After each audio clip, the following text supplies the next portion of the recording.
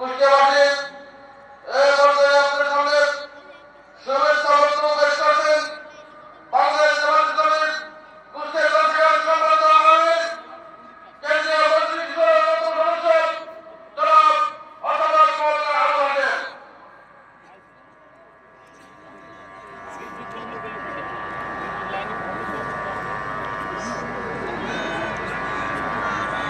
أعوذ بالله من الشيطان الرجيم